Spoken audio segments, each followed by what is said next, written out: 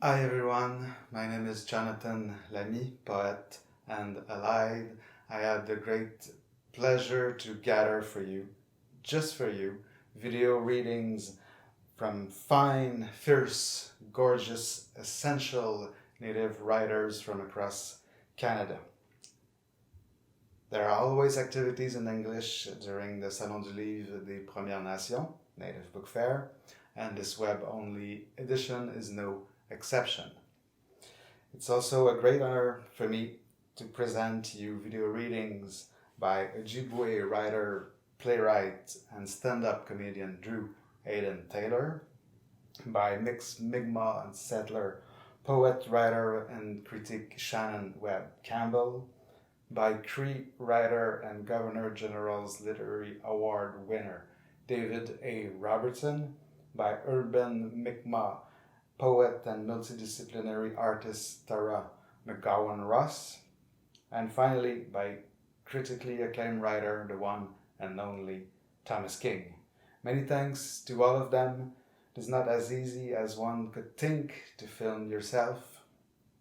So please tell those writers who are gathering in your living room that you like what they do. Find their book and read them, all of them. Thank you. Merci. Niawe. Tiawank. Tinishkamitan. Walawin. Miigwech.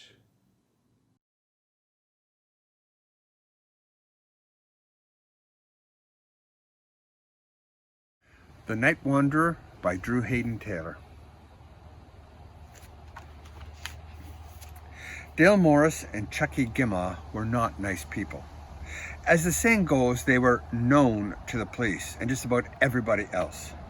They had grown up in Otter Lake, and other than a 4-year stint traveling a small part of the country enjoying some of the finer local and provincial jails, they were content to live at their dead uncle's house and do what they could to survive, often at other people's expense.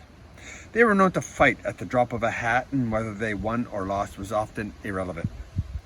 Who they fought sometimes seemed an afterthought too. They just loved the feel of a bony hand crushing into a chubby chin, or a work boot burying itself deep in the belly of some poor fool. They were simple people with simple pleasures.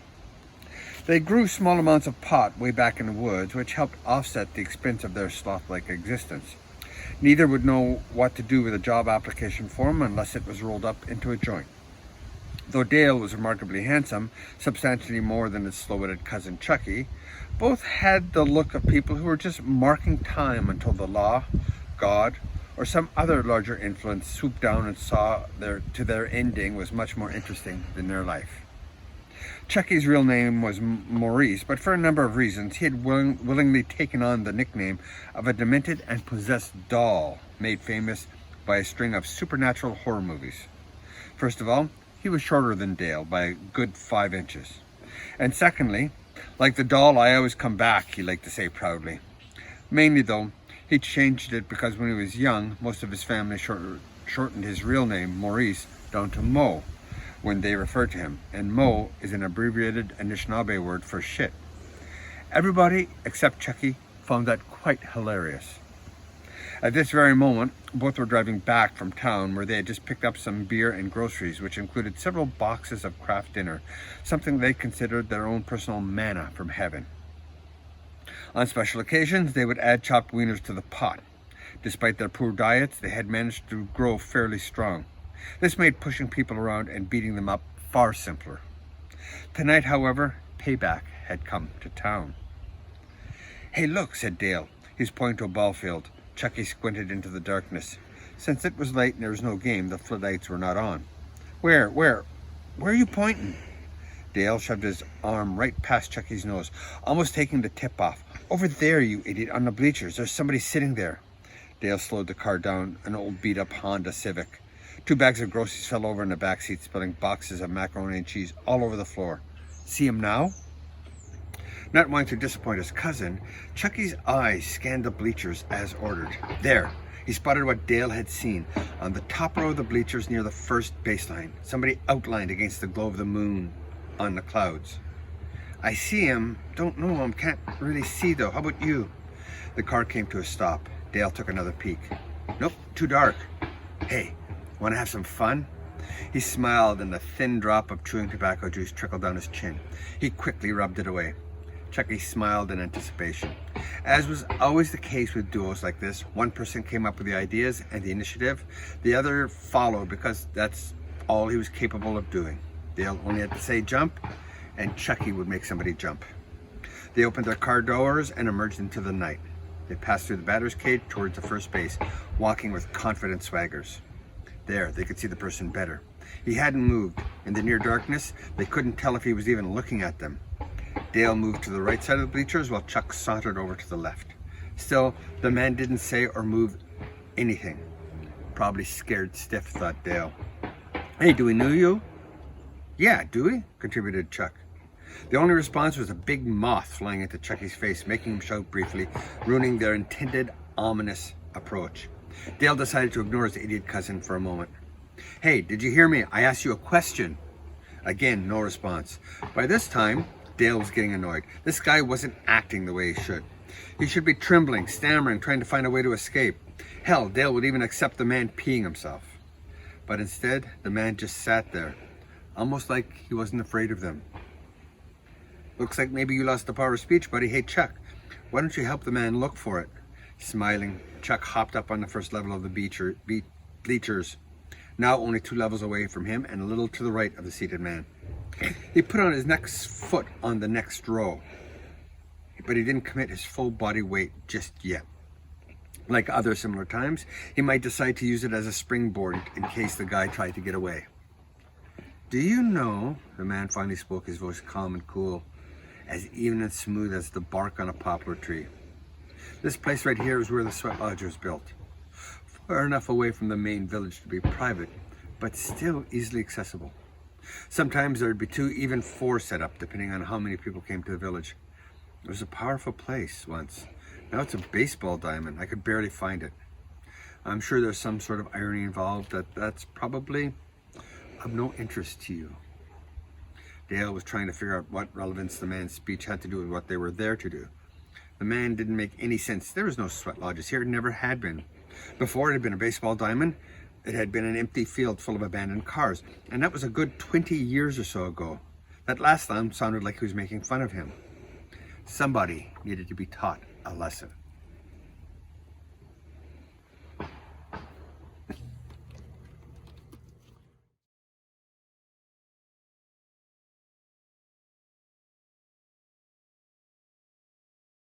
Salut! Hello. My name is Shannon Webb-Campbell, and I'm a member of Halapu Mi'kmaq First Nation. And Walalin, thank you in Mi'kmaq for having me to the festival. I'm reading from my latest collection, I Am a Body of Land, which was edited by Stolo, writer, poet, leader, grandmother, fierce gardener, Lee Miracle. And the collection came out in 2019 with Book Hug Press. So I will begin with See How Low the Moon Hangs. When stars touch cliffs, land moves closer to sky, to meet Earth's breath. Return to where water outweighs land, between feral bog and the ocean's expanse. Find remedy to temper your heart's fury. Big skies heave shades of gray, winds howl their own voice. Love needs truth and witness, no hesitations, always a spare room to gather lifetimes and generations. The next poem is for my great-great-grandmother, Mary Webb, who was a very important figure on the west coast of Gothic, Newfoundland. I only have one photo left of Mary. For Mary Webb. No taller than wildflowers, with hands tucked into a soiled apron, her hair covered. She looks into a lens with eyes that know what plants are medicines and which roots hold poisons. In still life photograph, Mary grew gardens, picked berries. She distilled the moonshine, pickled harvests, and kept meat. Taught her youngsters to skin rabbits, make liquor blind. Never drink the old stuff, she said.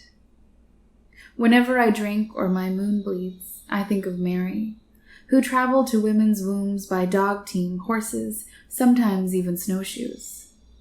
Don't matter how many days it took or what storm railed down home, she took medicines with her, bleached bloody bodies. Mary always got there in time for the baby. Grandmother went to the hospital sick in 78, kept praying for young ones to grow old, help them help those who carry on when she goes. Mary died 5 years and 4 days before I got born. Yet something inside me calls for her. Their worldview is a new home in an ancient land. If you think you can hold dominion over flora and fauna, that a body and life can be property, you'd better try buying a constellation. I'm not landless nor law, in sorrow's aftermath, remind me. I am a body of land on learning what cannot be expressed. Dig to find a physical knowing, ceremony. Our cells remind us we are living in the intersection of trauma and desire, a disordered state. How can we imagine ourselves not broken, set vowels and variables, open to 7 generations, before and after?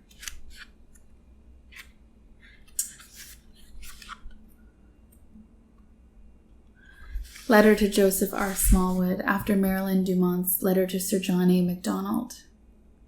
Dear Joey, I'm still here at Mixed Mi'kmaq after all these years. You're long dead, yet Confederation couldn't stop Newfoundland's ongoing colonial violence. You continued so unapologetically, telling Ottawa, there are no Red Indians, Nancy April, we killed them all. And you know, Joey, after all your declarations, bowing to the settlers, we're still here. We remain, Mi'kmaq despite stolen status cards, none of us landless, all of us caribou. And I will end with, if love is our last hope, the medicine wheel is our compass. Look north to catch midnight, find death in winter. Look east for dawn, find light in spring. Look south at birth, find rebirth in summer. Look west at dusk, find wisdom in fall. Each direction, a spirit helper. An element, a sacred medicine. A circle embodies the passage of sun and 4 seasons. I am of the dawn here at the edge, knowing first light. You no longer shades of day. Look to animal stars, find sweetgrass. Look for mineral sun, find tobacco.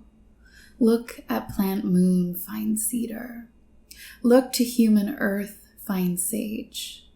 Our lives move in circles. We are sunwise. Well, I'll end for listening. Take good care.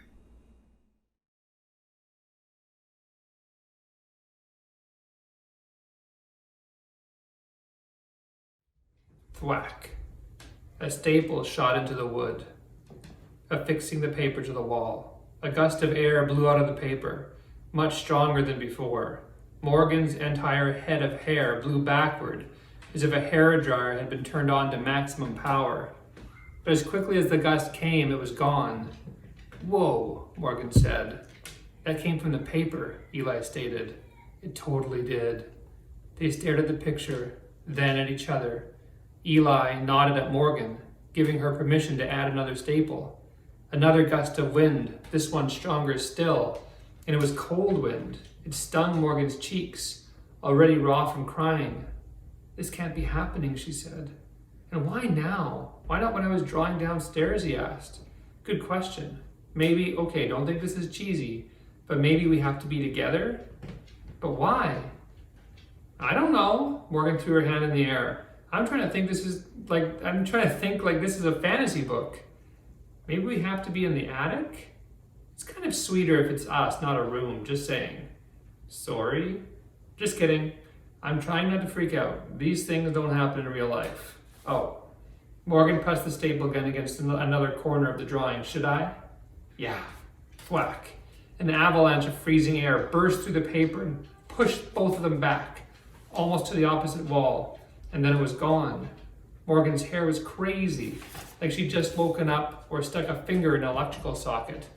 Even Eli's hair, usually perfectly braided, slick and beautiful, had strands blown out of place. The attic was cold. The wind had come out like a lightning bolt, abruptly stopping each time, and left behind a lingering chill.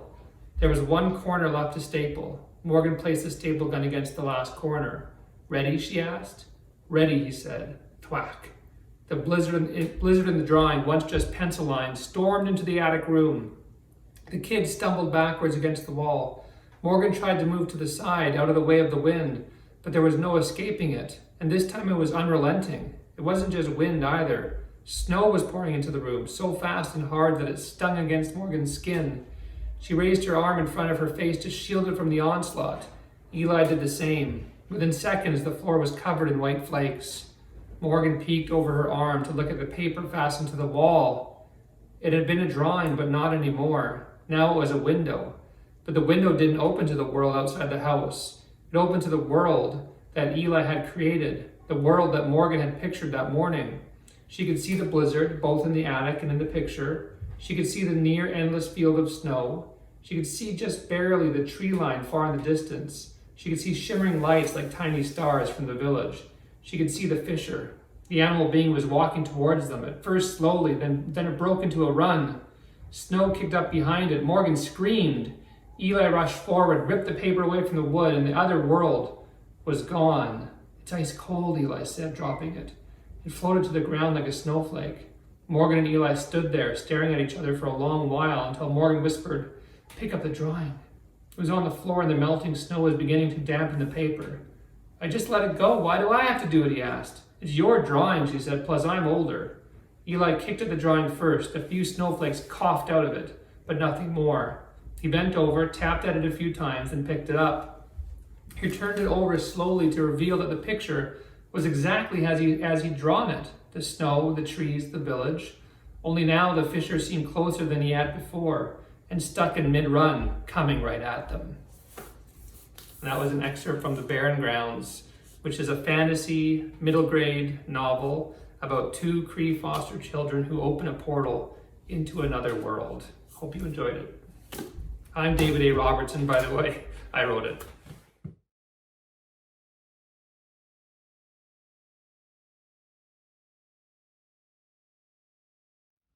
Hi everyone. My name is Tara McGowan-Ross. I am a multidisciplinary artist. Let me try that again. La la la la. My name's Tara McGowan-Ross. I live in Montreal. Originally from Toronto. I am a band member at Millbrook First Nation near Truro in Nova Scotia. I am a multidisciplinary artist, a writer, a poet, and a recovering philosopher. I've written 2 books, Girth, which came out in 2016, and Scorpion Season, which came out somewhere in between 2019 and 2020, and then immediately got overshadowed by, well, you know. I'm going to be reading to you mostly from Scorpion Season. Scorpion Season, me at the bottom. If you see the camera flipping around, it's because I look better flipped. So this is called October 29th, 2018, but it's actually called Kinds of Horror Movies and What is Actually Scary About Them. Cult movies. If you care deeply about anything, you are also kind of in a cult. Slasher movies. He is going to kill you for not PC reasons. All the feminist theory in the world won't save you from a guy with a big knife. True crime. Despite the best efforts of a select few, most people don't really care. Curse movies. Your family is the curse. Zombie movies. The slow, shambling absurdity of death will eventually get here, no matter how many years you spend nailing boards to the door. The scariest thing about all horror movies, really, is that you can't protect your children. This one is November 9th, 2016, but it's actually called Obod for a Shipbuilder. and it's after Julie Manel and Kai Cheng Tom. Morning lifts us shortly upwards, where we surface, ashy as my darlings in the urn of your bed. Our mouths make sticky facsimiles of kisses. We know something here needs rebuilding. We know these projects take time. I knew the risks when I came. After all, everything is lost or broken eventually. Please. Please tell me that I am worthy. Your compliance, however hesitant, is noted.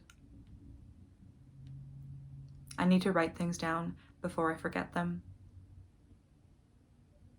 Did you call me pretty or beautiful when prompted? Do I fuck like a woman who has lost things? Do you feel like a man when you arrive? Folders pregnant with evidence of your trespasses? In this economy of desire, we must relinquish certain resources to collect returns. By the books I fronted too much. But you already came in me, and the time for leaving with my dignity intact left when dawn set the Mile End on fire. A psychologist tells me we repeat our parents' habits in love and money.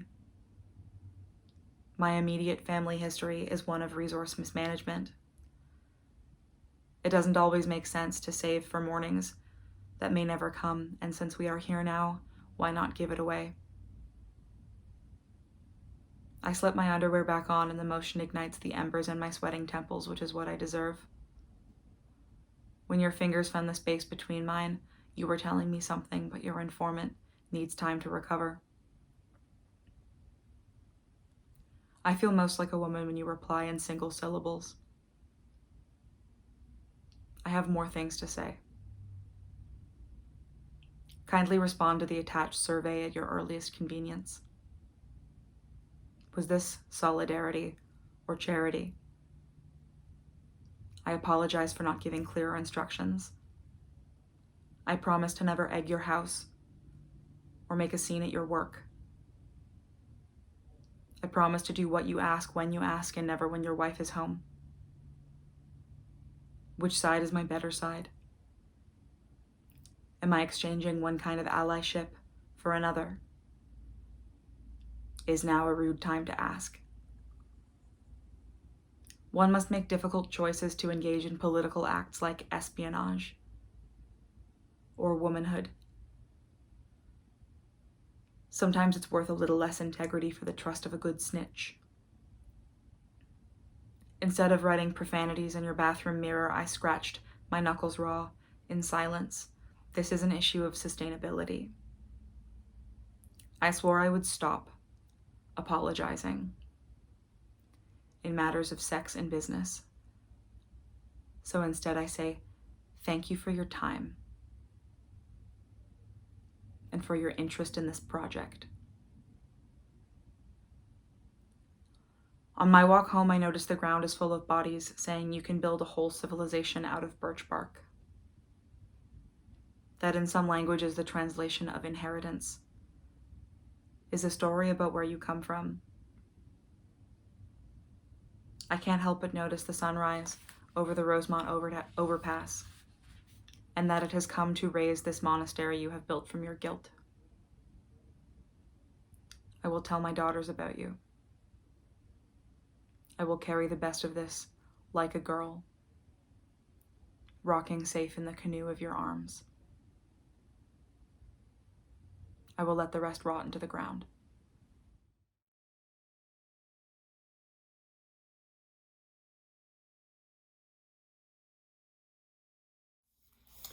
Hi, I'm Thomas King, and Indians on Vacation is my newest novel. And thought I'd read a section of it, or a couple of sections of it for you today.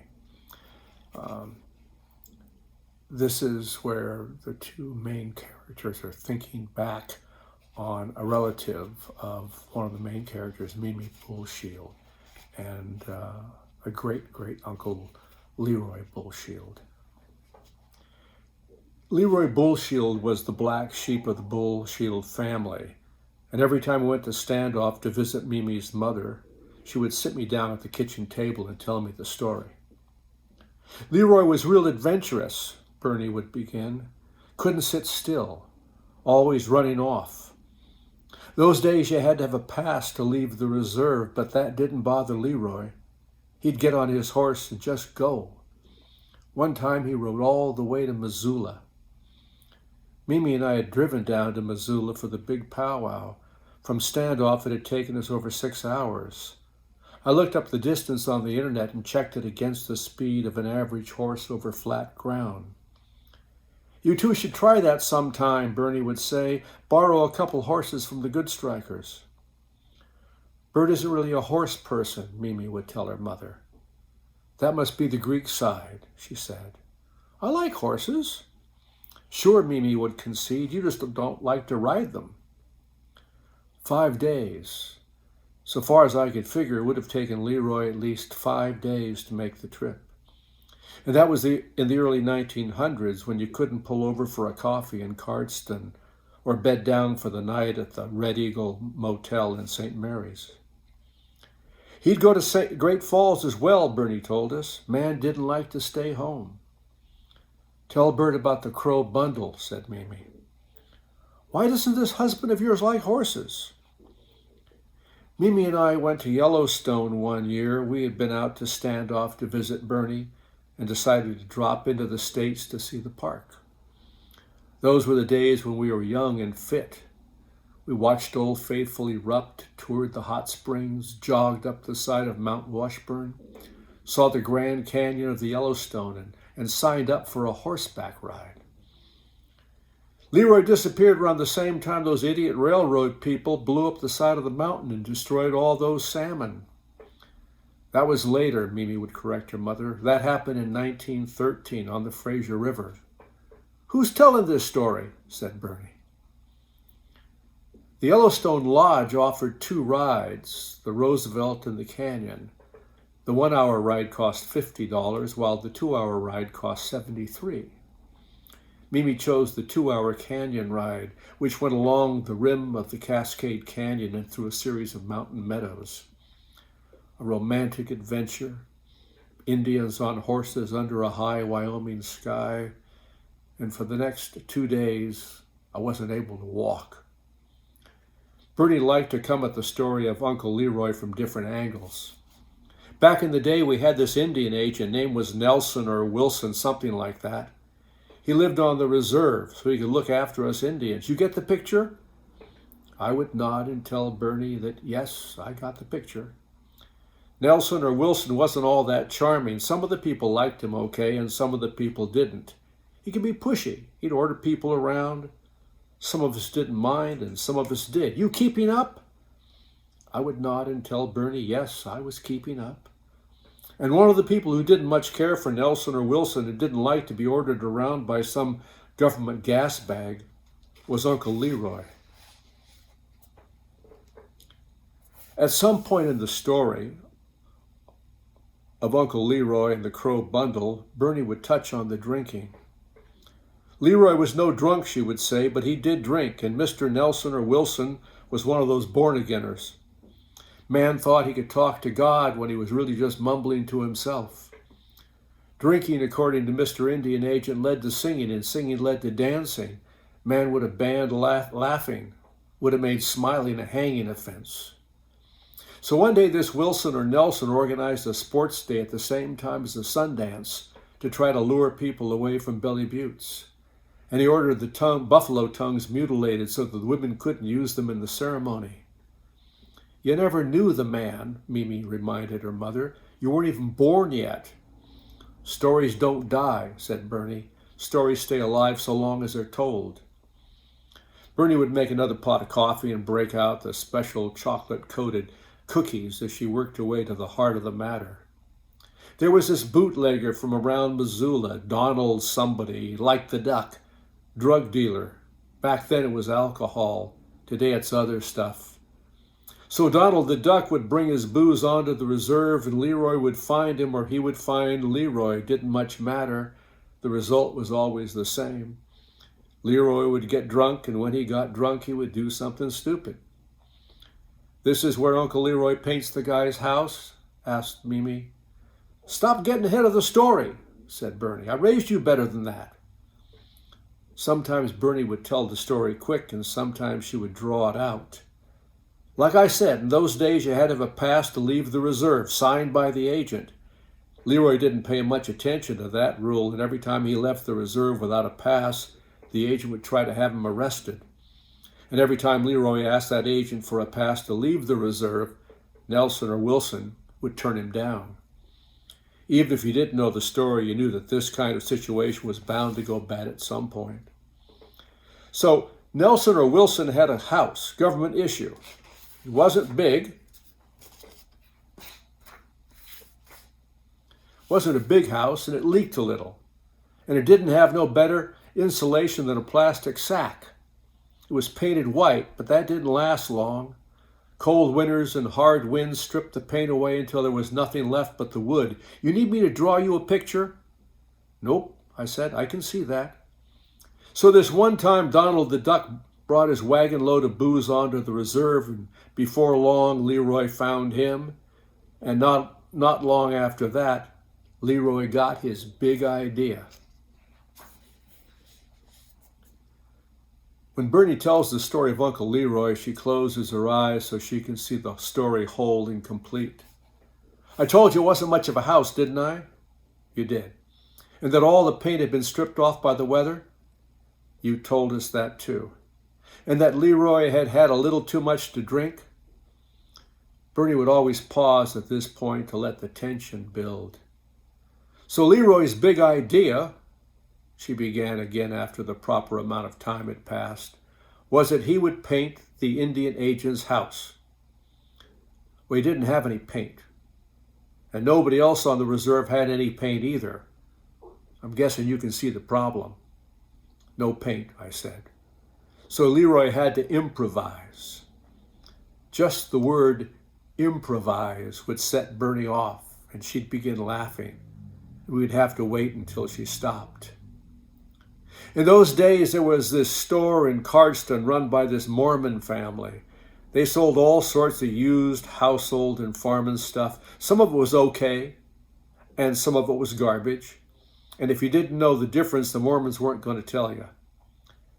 So after Leroy sobered up, he rode over to Cardston to that store and bought an old milk pail, one of those zinc things with a wood handle. It was a sorry sight, that bucket. There was a story in the newspaper not long ago about a woman who collects junk like that. "Yeah, now they're called antiques," Mimi told her mother. So Leroy took his junk antique and filled it with fresh cow flops. He mixed in some water, stirred it up good until it was brown and pasty, and went to work. He wasn't sloppy either. He took his time and painted every inch of that house with cow poop. From a distance, it didn't look bad at all. And as long as you were upwind, you didn't notice the smell. When the Indian agent returned and found his house painted with cow shit, he wasn't impressed. According to Bernie, he stormed around the reserve trying to find who was responsible. Everybody knew it was Leroy, but no one said a word. Of course, Leroy wasn't one to leave well enough alone.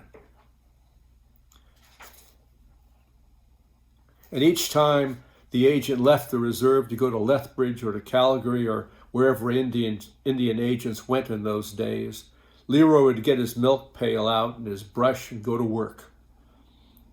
There was, I suppose, a certain poetic justice in painting an Indian agent's house with cow shit. And I have to admit that in my darker moments, I like to imagine Uncle Leroy as an avenging angel, riding around the countryside with his bucket and brush, painting the exteriors of residential schools and churches, charging up Parliament Hill and redecorating the walls of government offices. No, it was not a generous thought. "So Leroy painted that house 3 or 4 times, said Bernie. By then, Nelson or Wilson could hardly stand living in it, but everyone agreed it was a nice shade of brown. You ever get caught? Sure, Bernie told me. That agent wasn't no fool. He pretended that he was going off on a trip, but then he doubled back and caught Leroy with a bucket in one hand and the brush in the other. There weren't any photographs of Uncle Leroy, so I had to imagine what he looked like. And what I saw was a tallish, slender man with a face like an axe, broad shoulders and no butt, standing next to a clapboard house, holding a beat-to-shit zinc bucket. Nelson or Wilson had Leroy dead to rights, and he told Leroy he had a choice to make. One, he could stick around, in which case the agent was going to go to the RCMP post at Fort McLeod and swear out an arrest warrant. After which he'd come back with a couple of officers, throw Leroy in leg irons, and send him to the penitentiary at Stony Mountain. I tried to imagine what it must be like to be an Indian in those days, with the power that Indian agents, the RCMP, and the church had over your life. Or two, there was a Wild West show that had landed in Calgary, Captain Trueblood's Wild West Emporium, and they were looking for native performers. Mimi had gone to the Glenbow in Calgary and found a couple of old posters from the show and a newspaper story. Trueblood's was a modest affair, 30 performers tops, and it spent most of its time in Europe playing the smaller venues, places the larger shows such as Buffalo Bill and the Miller Brothers didn't go. Wasn't much of a choice, Bernie told us. Go to jail or join the circus. Bernie was right. It wasn't a choice at all. It was only after we left that we discovered he'd taken the Crow bundle with him. Thanks. Hope you enjoy the book.